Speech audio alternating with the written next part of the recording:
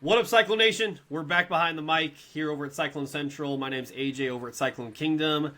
This is my guy Owen over at Top Tier Iowa State. How we doing on this fine Tuesday morning, sir? I'm doing pretty good. Hope you all are having a good morning so far. Welcome in. We're live from the Riverside Studios here on a beautiful, beautiful Tuesday morning, but really hot. I don't know what it's like over there, more western Midwest, but here in Iowa, we've been under a heat advisory for so far the start of this week and to continue throughout the week. It's hotter than balls, as they say. Yes, So try to yes. stay cool, trying to stay conditioned there. But yeah, I'm doing well. I'm Owen with Top Tier Iowa State. He's AJ with Cyclone Kingdom. Make sure to go check us out on social media, Cyclone Kingdom TikTok, X, and then Top Tier Iowa State on X. But we're going live here with a little bit of news, a little bit of unfortunate news, and it's the injury bug. The injury bug is back, and it's continuing to nip at the heels of Iowa State basketball, and this just sucks to see. We talked about in our first couple of episodes when we started doing this how much injuries have affected the Iowa State basketball team, and I guess just Iowa State as a whole, athletics, with all the injuries in football the past couple seasons. But Christian Wiggins, freshman shooting guard, I believe, they've announced he's torn his Achilles, so he will miss this basketball season. AJ, what are your raw thoughts here? What is your initial reaction to this? Do we ever get a break? Do we ever get a month without something happening to an Iowa State athlete?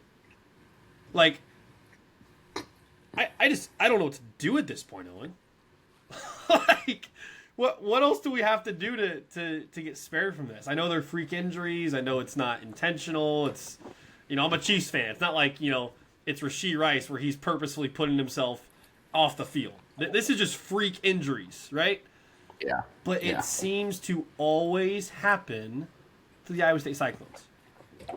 And I will again make the point with this that if you think you have it bad, or if you think that, I'll shout out my Kentucky fans right now, right? Oh, we weren't very good in the tournament because we had injuries. This is what Kentucky fans say. I just don't want to hear it from anybody else anymore. I just don't. Because, yes, Christian Wiggins is a freshman. Yes, he was probably going to hopefully be integrated into the starting rotation, but there was no guarantees. But, guys, he was going to be really good this year. Like, there was every indication that he was going to be a part of the rotation this year. So I just... I'm at a loss for words at this point. There's nothing else. I guess we're just so used to it. I mean, we're just not really phased by it, I'm And numb. yeah, I'm like just you numb. said, he was going to be in the rotation, and he wasn't top 100 nationally. He was close. He was 102nd, 103rd, but still a really good athlete. And it just sucks to lose him. And I think the only thing I can try and make sense of this with is TJ Otzelberger has been notoriously known for having very hard, grueling, exhausting practices, very high tempo, very just straining on the body. And so we saw, when Taman Lipsey, his freshman, sophomore years, and some other players when they were young get injuries, right? And I think that could be part of it, is just getting their bodies adjusted. I'm not saying tearing your Achilles is what it needs to take for them to get adjusted to the way Otz wants to play basketball. But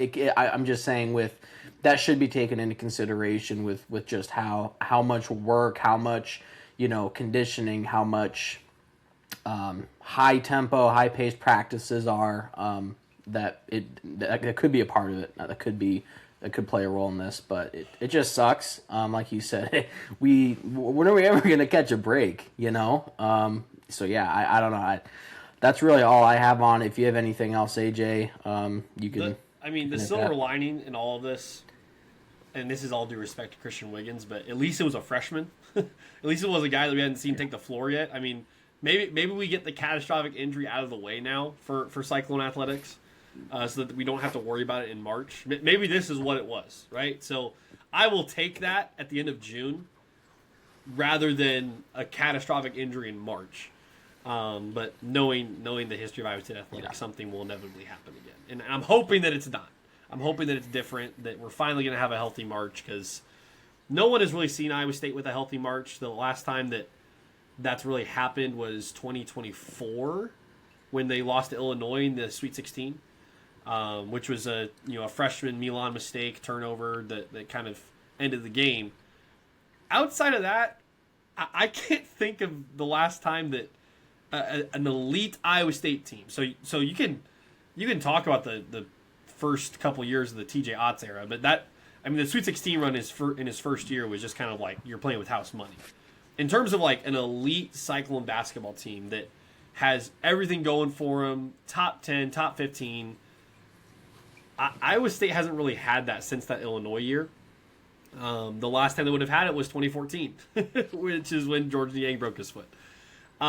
So, yeah, it's just it sucks, but at the same time, I'll take this in June with a guy that hasn't played before. Again, this is all due respect to Christian Wiggins. I hope he recovers well. I hope he's back for his sophomore year, ready to rock and roll. But at least it's not Killian Torrey. At least it's not Jamarian Bateman. At least it's not Dominicus Plata or Blake Buchanan or Leon Bond, right? Like, it could be worse. And so that's at least a silver lining in all of this. We wish Christian Wiggins the best in his recovery.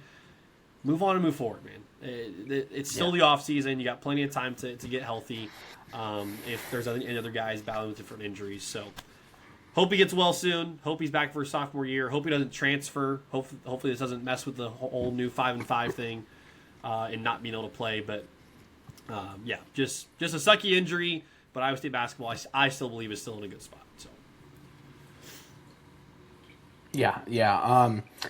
So we're going to kind of transition now into a hotter topic about our Iowa friends over there in Iowa City, and their thoughts. We've been seeing a lot of Iowa fans posting and commenting. There was a journalist or a writer, I believe, who put out an article basically trying to justify that the Cy-Hawk game does not matter. It has of no significance to either Iowa or Iowa State. And for starters, you're not putting out that article because you think people are going to agree with you other than your own fans. You're not putting out that article because you think it's true or you think it's accurate. You're putting out that article because you've lost the last 4 years. And there's a new kid on the block. There's a new guy in town who almost beat you at a different school. So putting out that article is major. It is massive little bro behavior from Iowa, from their fan base. And for those Iowa fans or anyone else who tries to say the Cy-Hawk game doesn't matter, it plays of no significance to Iowa or Iowa State. Well, maybe 3 years ago, maybe 4 years ago, it played of little significance to each team's overall season. But last year, in a 12-team playoff, in a hypothetical 24-team playoff, Iowa State would have been in over Iowa because they beat Iowa. If Iowa had beaten Iowa State, vice versa, Iowa would have been in. But because Iowa State had the head-to-head over Iowa, they would have been in. And that just goes to show that in this new landscape, in this new world of college athletics, where there's expansion and there's going to be more expansion, you have to take things like that into consideration before putting out a 3-paragraph long article saying the Cy-Hawk game doesn't matter. Like what kind of brain dead idiot is this guy? Seriously. How stupid do you have to be? How stupid do you have to be to put out an article like that? And if we're not talking about the college football playoff, if we're not talking about the teams, what about the fan bases? What about the state of Iowa? It's the biggest sporting event played in the state of Iowa each year, guys. Yep, it's not close. And to say it doesn't matter, come on. Like, seriously, come on. AJ, what are your thoughts?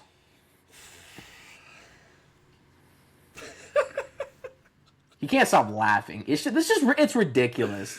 That's how Dude, ridiculous like, this is. let's just start off with just the blunt truth. Iowa football has not legally beaten Iowa State in over 1,000 days. I'm gonna say that one more time. Iowa has a trend with football streaks. Has not legally beaten Iowa State in over 1,000 days. So the timeliness of this article, I agree with you, is dumb. It's borderline insane. That now you want to say the side game doesn't matter? Now? Yeah, that looks real cute. That looks real tough. I'll look at you sticking out your big chest as Iowa football when you can't beat someone that apparently, according to Hawkeye fans, is the same as Illinois State. The self-owns in this whole conversation are killing me, dude. The amount of Iowa fans have been like, Iowa State's no better than Illinois State. Then you can't Iowa beat State's Illinois poor. State. Then you Iowa can't State beat has a $200 million budget deficit, and they're poor, so they must suck at football. What? Goes on to lose Like, to Iowa State for the fourth straight year. I mean, it's just the jokes write themselves. They really do. What And this are they year, trying- we'll get into this, but this year is this year's going to be fun. I what can't are they wait to see how trying this year plays out. accomplish? Like, I'm genuinely curious. I know Iowa fans aren't the brightest bulbs in the warehouse, but aren't the sharpest tools in the shed. Aren't the they're a few fries short of Happy Meal, whatever phrase you want to say. But like, are we really this like incompetent about this discussion? Like I love the rivalry. I think it's great to go back and forth with fans. I think it's great to have the Iowa and Iowa State back and forth, especially the week of the game. Oh, the smack talk the week of the game is just second to none. Great. It's second to none. But are we this incompetent to think like you're gonna bash Iowa State to the point where it's gonna make Iowa football look worse? Like I need Hawkeye fans to realize that. My brother's a Hawkeye fan, so I have a consideration and a desire to understand you guys because my brother is a Hawkeye fan. But like the incompetence is off the charts. Like you can't in good conscience say that Iowa State is a lowly football program without self-owning yourself and saying we can't beat lowly football programs. I just put out a tweet yesterday. On3, our new favorite college football, the new Josh Pate, if you will, put out a tweet. I don't know if you saw this, Owen, of notable teams that have missed the college football playoff. Notable teams. Oh, I saw that. This is teams that are big brands that people, and so you got your Floridas, you got your USCs. Oh, and Iowa was on the list. The Iowa Hawkeyes Tiger Hawk logo was on the list. And I scrolled and I said, hold on a second. Notable team? You mean a team that hasn't fielded a competent quarterback since the iPhone came out? You mean the team that hasn't beaten a ranked team in the regular season since 2021? Really? Can't even beat Iowa State, lowly Iowa State? That notable team? By the way, guys, like I know we're joking around that Iowa State's a lowly team. Iowa State in the past 5 years, in the past decade, shout out Brent Bloom for putting this out, has had the same record in conference and borderline overall as Iowa. Same record. They've appeared in as many conference championship games, and they have more ranked wins. Does that sound like little brother to you? Does that sound like lowly Iowa State to you? Does that sound like Illinois State or Bowling Green to you? Like, you need to show respect where respect is due. Like I will in this case. Iowa's defense is one of the best in the country every single year. Every single year. Playing the impossible challenge of say something nice about Iowa, I will say that about them. They have one of the best defenses in the country every single year. It doesn't matter if you can't field an offense. It doesn't matter if you can't field a quarterback. It doesn't matter if you can't even beat your arch rival at home. Guys, Iowa has not beaten Iowa State in Kinnick Stadium since 2018. Think about that for a second. They ducked us in 2020 because of COVID. They didn't want to have to play Iowa State. And then in 2022, lost in the slog game with Hunter Deckers, the 99-yard drive, the famous drive. And then in 2024, Kyle Conradi right on your head. So we're talking about a team that now is going to have a primetime game against a school they have not beaten over 1,000 days and still has the unmitigated gall to have the arrogance and the incompetence to say, we don't need this game. It's out of this world. It's a mind-blowing way to think, and it's a dumb way to think. Like, at least admit that it's a great rivalry for college football. They won't even do that, Owen. They won't even do that. They won't even say, this is one of the most underrated rivalries in college football, like they were saying 2 years ago. What happened to Hawkeye and Cyclone fans banding together and saying, this rivalry is one of the most underrated in college football and it needs to stay? What happened to that?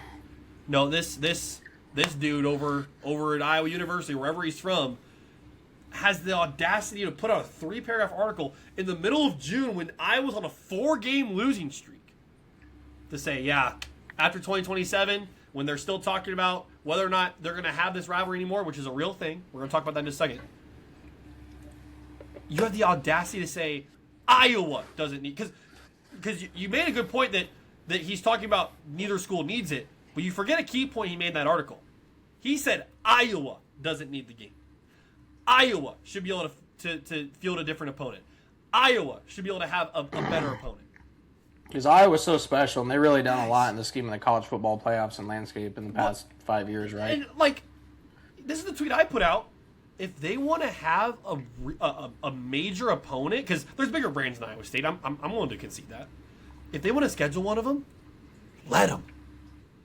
Let them. Bring Texas to Kinnick Stadium. Bring USC to Kinnick Stadium. Bring Indiana to Kinnick Stadium. Like, bring these other schools that, I guess Indiana would be a conference game, but bring these out of conference. Bring an LSU. You want to play a big, bad opponent so bad, let them.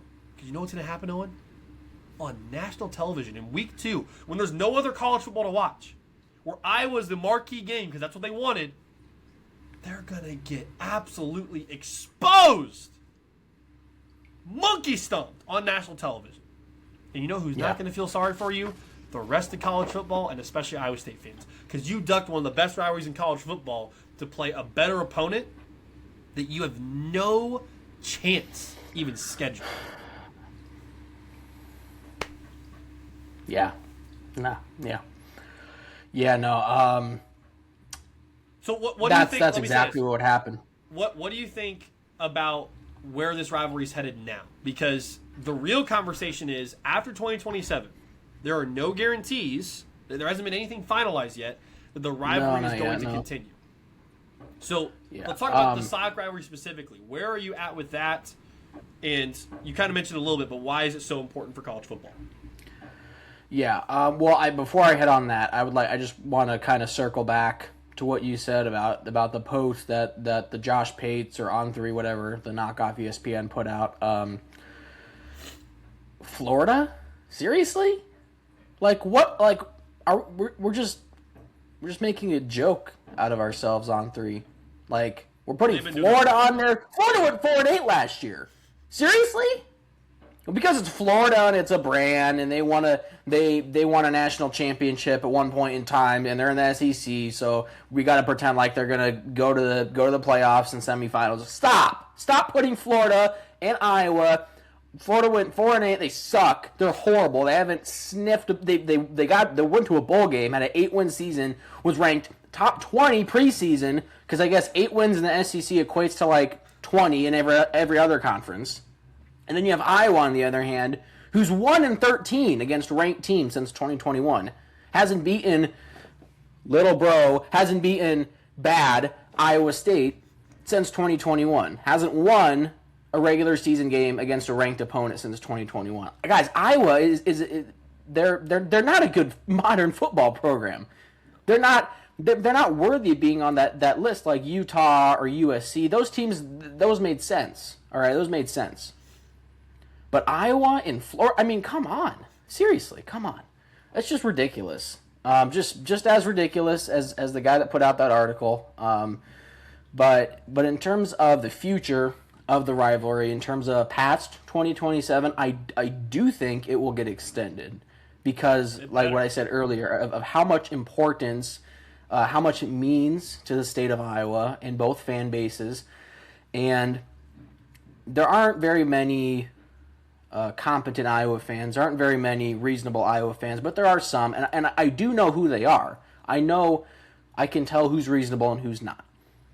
And I do know when it comes to conversating with Iowa fans, if I sat down and talked to them face to face, said, "Hey, do you really think our rivalry shouldn't go on? Do you think we should stop?" Like, no. Yeah, we've lost, but there's more to it than just winning and losing. All right, like I said, you have to look at it from where college sports is at, guys. Like I said, if the 2014 playoff, which is probably what's going to happen here in these next couple years, if that was a thing last year, the Cyhawk game 100% would have played a role in that. And because it's early in the season. Right. Keep in mind, because everyone's whole take is, oh, well, the later games aren't going to matter anymore. Ohio State, Michigan's not going to matter anymore. Okay, well, Ohio State, Michigan are always going to be good.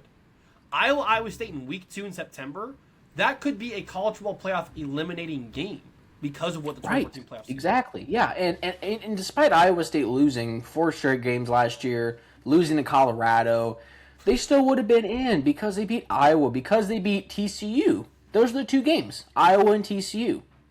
Because Iowa and TCU both had 9 wins. Iowa State only had 8. But they would have been in because they had the tiebreakers. Guys, these games in a 2014 format, it's not going to come down to championship games anymore. It's not going to come down to week 12 games or whatever. It's going to come down to games throughout the season, and especially early in the season. And so I think the rivalry needs to continue. It needs to go on.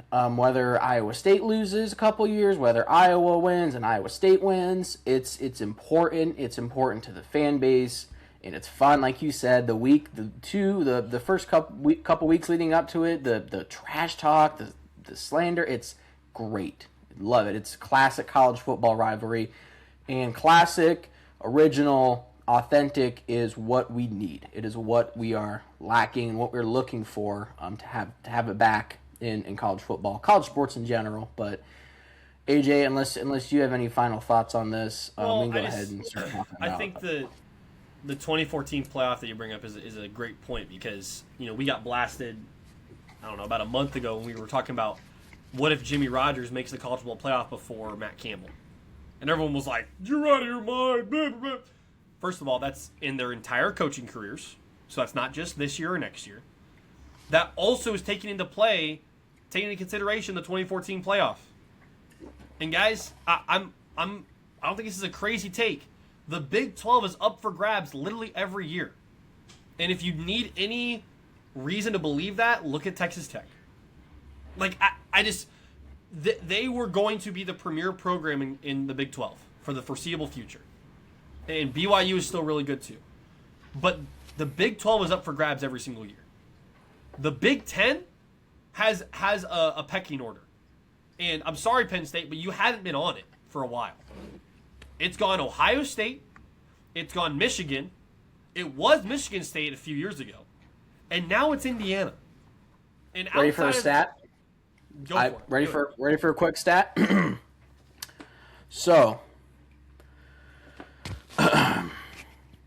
in the past 3 years of college football, the Big 12 teams, ranked 5, so they finished 5 through 16th, finished with a .828 record.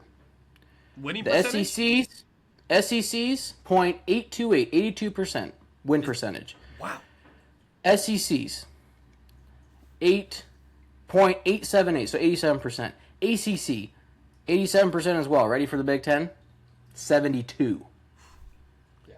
That just goes to show the drop off how is huge. top heavy the Big Ten is, it's how not, yeah. how these other conferences have a lot more quality, have a lot more variation, have a lot more balance. So AJ, that, you can keep. And that plays into why that college football playoff take is not crazy, guys. Like, and it goes into what we just talked about with the Cyhawk game. Like, it becomes a crucial game. I've been a proponent that you need to schedule it in late November, early December, whatever it is, so that you can get that rivalry week kind of feel. I'm okay with it being where it is now. because of what the 2014 playoff is going to represent. And so, do I think Iowa State or Penn State's going to make the playoff this year? I do not.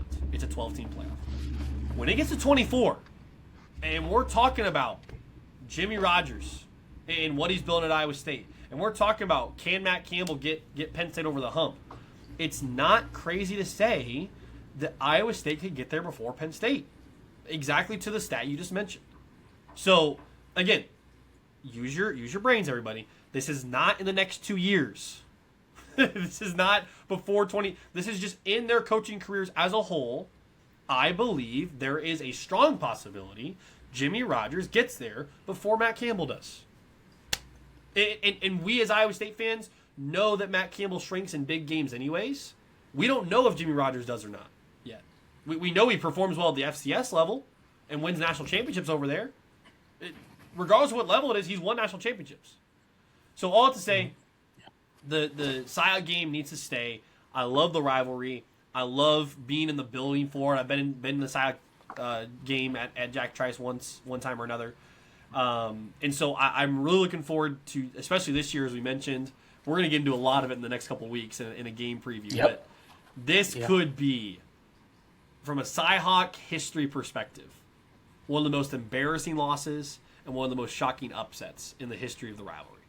And that's a little teaser for the next couple weeks. But it's going to be fun. I'm very excited. Yeah. And please keep the Cy-Hawk game. If the Cy-Hawk game goes the same year that the Farmageddon game goes, college sports are dead. And there's no chance of ever reviving it. Because that's two underrated rivalries that need to be a part of our sport.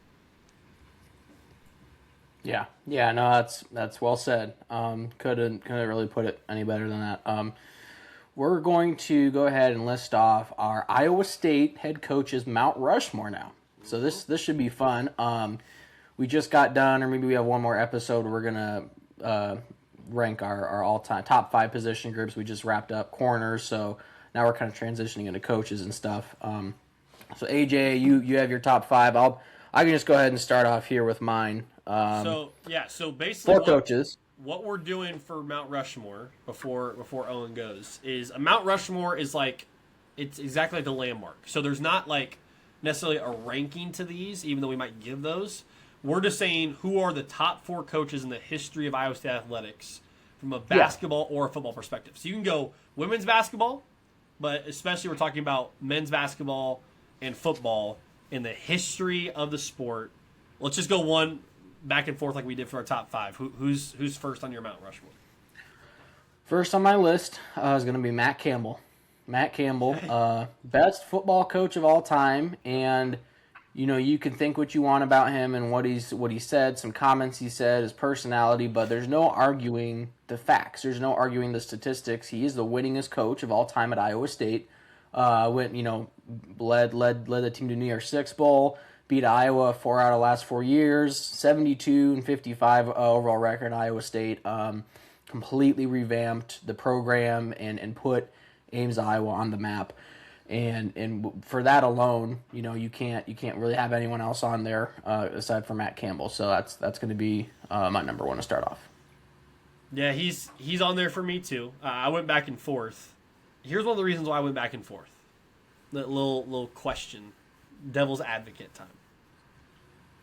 If Matt Campbell flames out at Penn State, like within 2 to 3 years, they're going 7-5, and Penn State fans are calling for his head. Does that, in your mind, change the way we think about Matt Campbell's legacy at Iowa State and how he left? It does. It would for me too.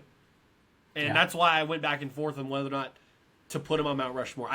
He deserves to be there right now, but considering how he left, considering the ways that he's already kind of slighted Cyclone fans, basically I think premeditatively, I think he knows what he's doing. I don't think he's doing this by accident. If he doesn't do well at Penn State, guys, I think there is a sour taste in Cyclone fans' mouths for the rest of time. I just do. I really do. If he goes and wins a national championship with Penn State, I think we'll be frustrated in a different way. but it will prove just how good he was at Iowa State. I don't think that's going to happen. If I can just give a little bit of a early projection, early hot take. What do you call Matt Campbell, Owen? 7-6 Matt Campbell? I give it 3 years. And then Penn State's looking for a new coach. And I love Matt Campbell. I love what he did for Iowa State. That has not changed the fact that he is way in over his head. And I remember seeing a highlight from the Cyhawk game last year where they sacked Gronowski and the building's going crazy. And I put out a tweet and I'm like, I get Matt Campbell's from Pennsylvania. I get that he, has ties there. His mom's dying of cancer there and he wanted to be closer to her. That I think that's very respectable. From a football standpoint, why would you leave a Big 12 that's up for grabs every year to get beaten to death by Ohio State, Michigan, and Indiana every year? Like, if you actually want to compete in the playoff that's going to expand, like, he had to have known the playoff was going to be expanding. He had to have heard those discussions even in his last year at Iowa State last year. Why would you now leave that to go to a program that, guys, they won a college football playoff game and then started 0-3 and their coach went, gone. Like, yeah. They got him out of there after they lost to UCLA. James Franklin's one of the best coaches in Penn State history. Like, he was on par to be on the Joe Paterno level and all these guys. And he's gone. What we've said this before, but what are they going to do to Matt Campbell? So, if I can give an early projection, he's on Mount Rushmore right now for Iowa State coaches. In 3 years, you ready for this? He won't be. In 3 years, he won't be. Because I think he's going to flame out that badly at Penn State. I think he's got a good crew with him this year because he's got a lot of talent from Iowa State. But you got to recruit now in the Big Ten. And you got to compete, not with Texas Tech and BYU and Utah and all these teams that Iowa State could compete with. You got to compete with Ohio State. You got to compete with Michigan. You got to compete with Indiana. Like, you got to compete with some big dogs. And maybe he will. But I'm not counting on it. And I want to mark this day down as one of the last times we talk about Matt Campbell in the all-time Iowa State coaches discussion because of how he finishes. Yeah. So we both have Matt Campbell. Yep. I'll let you tell us your second guy here. Yeah. So again, I mean, we can kind of rank these guys if you want. In my mind, I'm not really ranking them. I think they're all just kind of greats in Iowa State history. Yeah, no, I didn't mean like I just meant like just knocking them off one by one. My second guy on Mount Rushmore is TJ Otzelberger. And I go far beyond just what he's done in the last 5 years. I think what he's done in the last 5 years is unbelievable. To take a 2-20 team to the Sweet 16 the next year is just the most unheard of thing, maybe in college basketball history. Like that's dummy talk, dude. That's just crazy. Crazy. It's unbelievable. But I want to go back to before he was a head coach, when he was with the Fred Hoibergs, and he was an assistant coach, and he was recruiting guys. And you remember Transfer University, like, TJ was a part of that. Like, we're hearing stuff now of interviews that he's had with the Cyclone Fanatic guys and with John Walters of just like, he was a part of everything that Fred was doing. And we didn't really know his name yet. We knew he was a part of Iowa State. We knew he was, from Ankeny and from Ames and, married someone who graduated from Iowa State. But we didn't really understand just, like, the lore of TJ Otzelberger until he left. Keep in mind, he was, and I think you mentioned this too, Owen, he was ready to be the Iowa State head coach. But he got kind of the Taylor Mauser treatment more recently, where it's like, hey, you're not ready. Go kind of get some more experience somewhere else. So he goes to UNLV. Caleb Grill has that whole weird situation where he basically gets kicked off the team, and he ends up at UNLV with TJ Otzelberger, which I think was a really cool kind of redemptive story. And it's the way that TJ was able to show, even early on, his coaching success and being able to, like, be a player's coach. But then he goes to South Dakota State, which brings it full circle to how Jimmy Rogers gets here. Because TJ is Jimmy's guy. And he even told Jimmy Pollard, like, if Jimmy's available, go get him. And so he's kind of like this like lowly, like no name kind of guy. But when the whole the whole Steve Prohm thing went down, and it became very clear he's not the guy, like at all, it became kind of okay. Now what do we do? Now what do we do as an Iowa State basketball program, and insert a more mature, a ready to rock and roll TJ Otzelberger, and we were off to the races. It's the best 5-year stretch in Cyclone basketball history. They would have at least one, if not two, Elite Eight Final Four appearances, if not for injuries. And they're set up for success to a great point that you made, Owen, a couple weeks ago on the pod, that regardless of what their roster looks like, if they have one or two key guys, because TJ Otzelberger is at the helm, they're a top 15 team. And you can just kind of sign and throw it away, because you don't have to worry about Iowa State basketball anymore. And that's a really cool thing to think about. So, yeah TJ Otzelberger is easily on the Mount Rushmore for me because of his whole trajectory at Iowa State, not just as a head coach. Yeah, he's on there for me too. Spoiler. He has a 124-54 record at Iowa State. 3 Sweet 16s. Could be 1 or 2 Elite Eights. Guess we'll never know, though. 4-1 against Iowa, so he owns Iowa. 5 tournament appearances, just like AJ said, what he's done so far in his tenure at Iowa State's been great. He's turned down. Last year there was talk about going to North Carolina or maybe Kentucky. He's like, nope. Like I'm staying here. This is where I want to be. Signed that contract extension, so he wants to coach the Iowa State Cyclones. Moving on, if that's all good, and ready to go to the third person here. He also, real quick, our new rivals, which I kind of love. I love this new rivalry with the Kentucky Wildcats. He made them quit. I think he's the only coach in NCAA basketball last year that made a team quit in a March Madness game, and that's pretty cool to think about. Now Milan's at Kentucky. If Kentucky plays Iowa State, prayers up. Yeah, that'd be awesome. But Johnny Orr is going to be the next guy for me. So he was a coach in the 80s. He's spent some time at UMass, then moved to Michigan, and then went from Michigan to Iowa State. Iowa State was a program that had only made one postseason appearance of really any sort in school history. Is 1944 Final Four.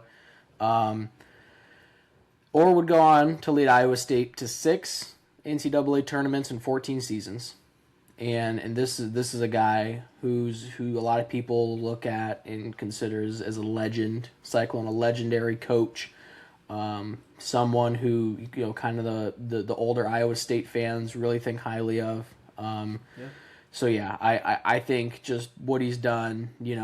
I do think TJ Otzelberger is a better coach than him, and will if he's not now, he'll definitely pan out to be. But Johnny Orr is unanimously at least top 3 in Iowa State basketball coaches. So that's my next guy, Johnny Orr. I love that pick. I went back and forth with him because of the other 2 guys I have on my list, and man, I really wanted to put him on there. I really did. And once you hear my reasoning for why I didn't, hopefully it'll make more sense. Just because of maybe the recency bias I have and not watching Johnny Orr and watching some of these other guys, but. Yeah, he's an all-time great. Next for me is a guy that didn't really finish that well at Iowa State.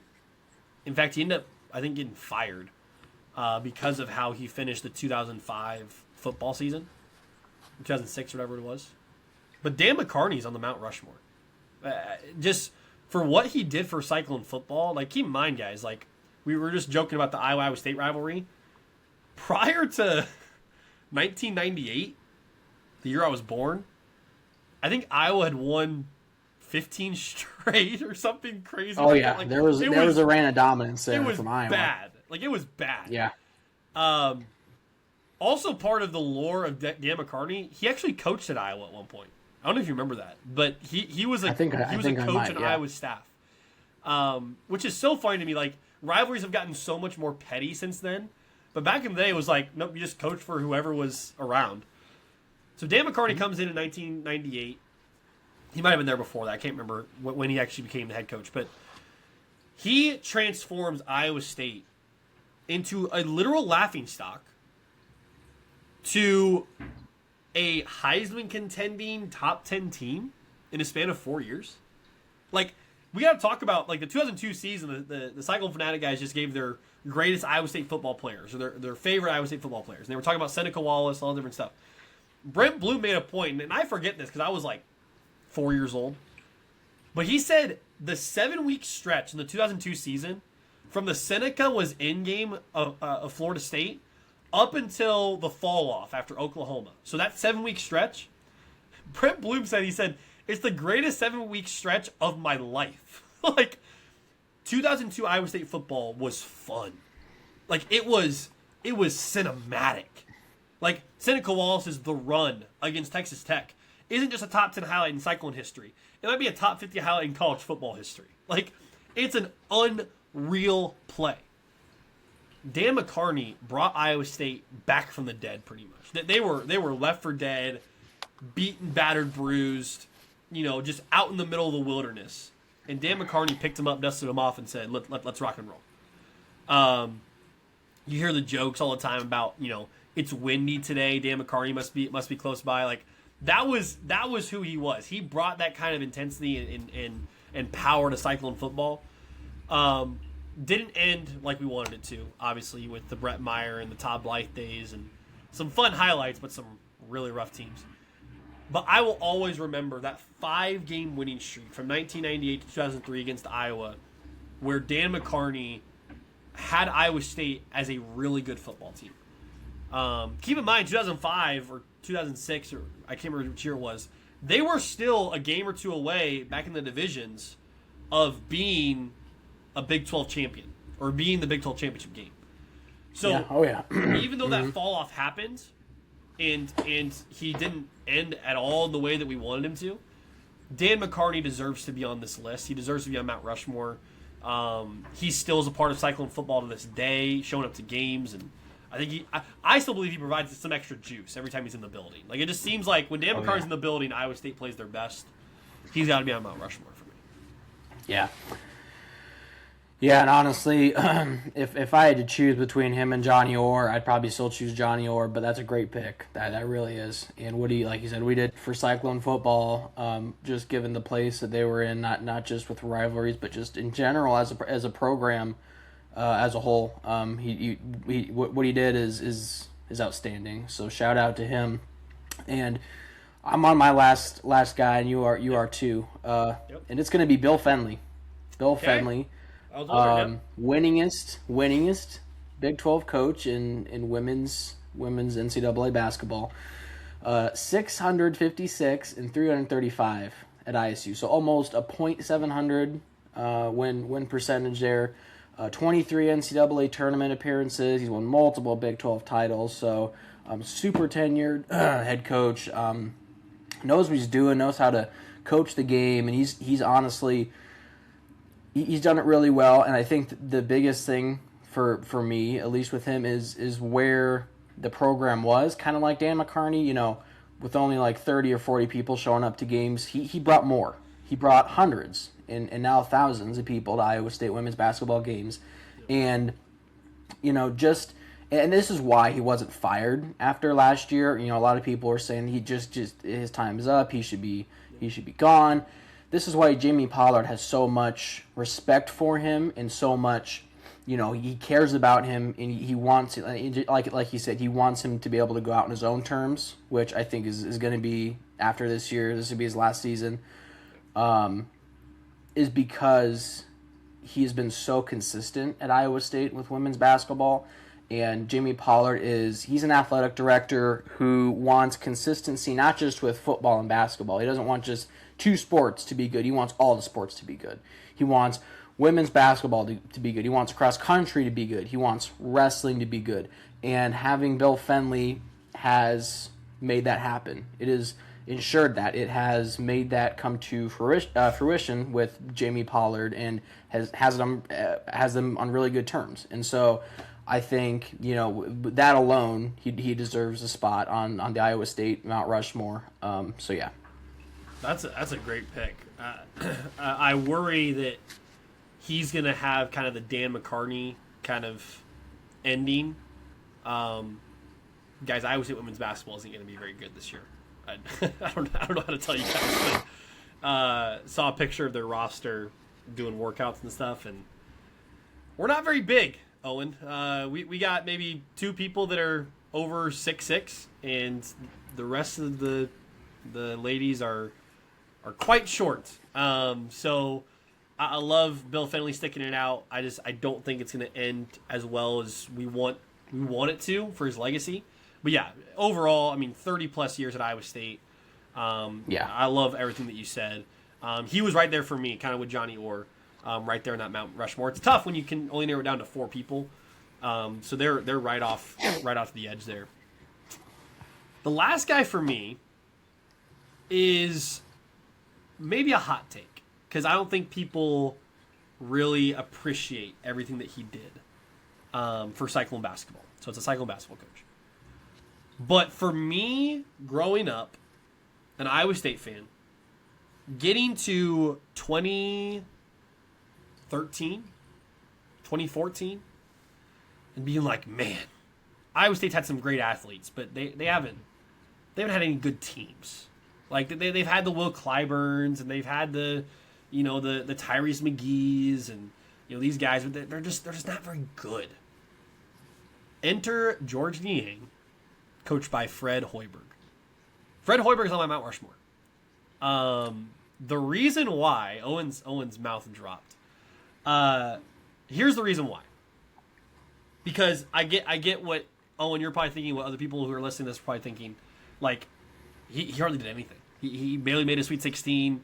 They didn't do much. They were, their defenses were terrible, and that's all true. That's all true. But guys, Fred Hoiberg was the mayor.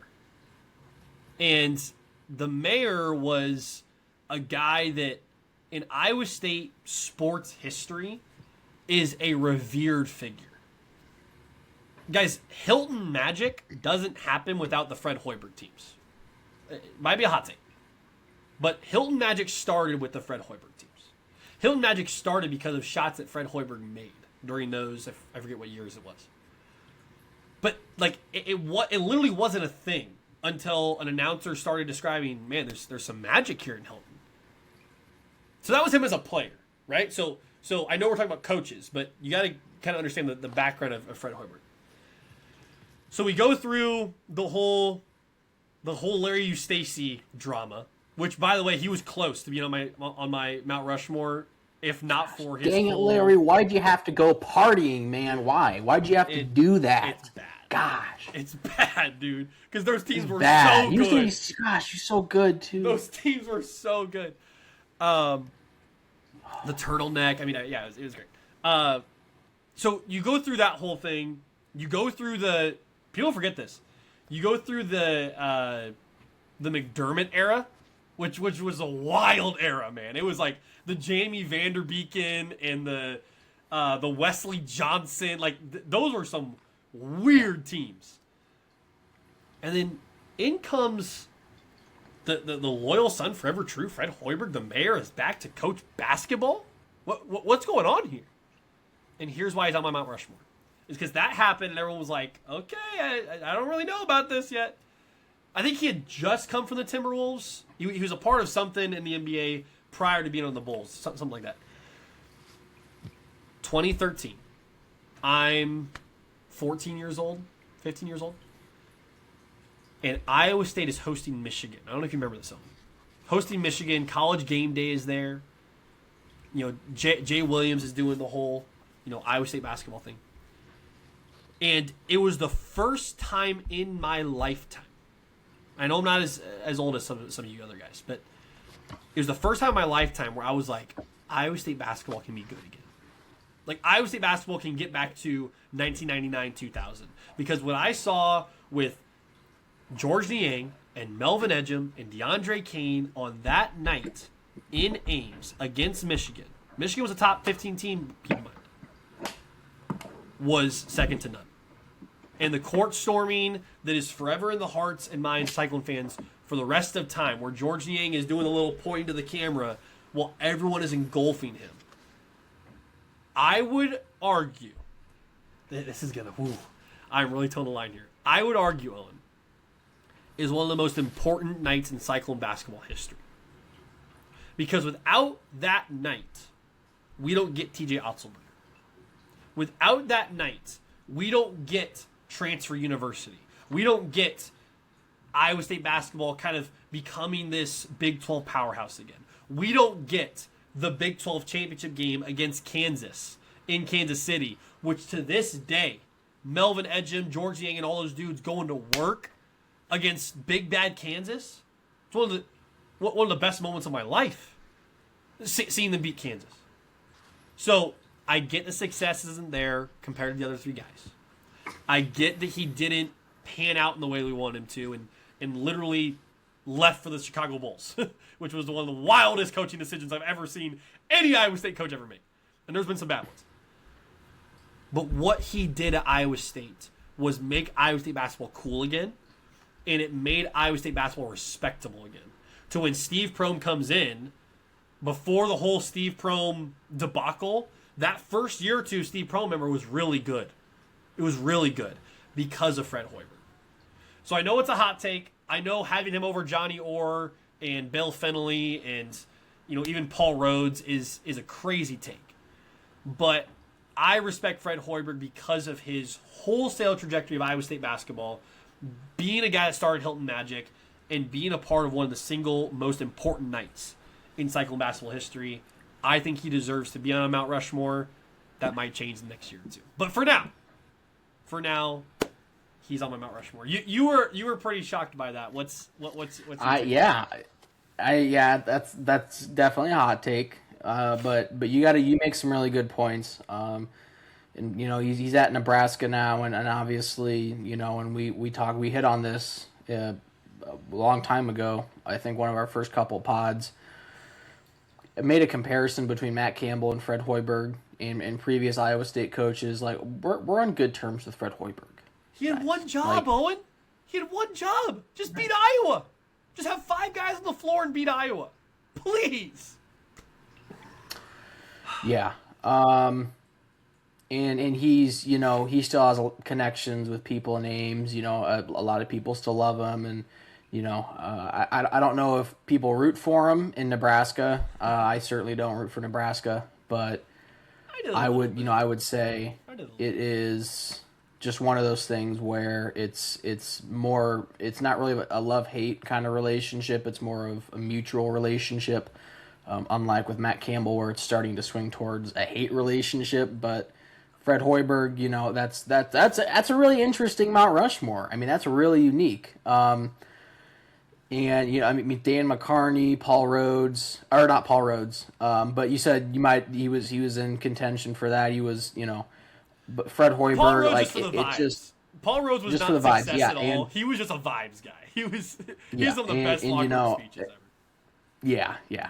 And so yeah, and I think ours obviously was very different, unlike our number one picks for each position group. But I'm still raving about that. We were on par the entire time. Every episode we picked our top 5 of all time in each position group there. So yeah.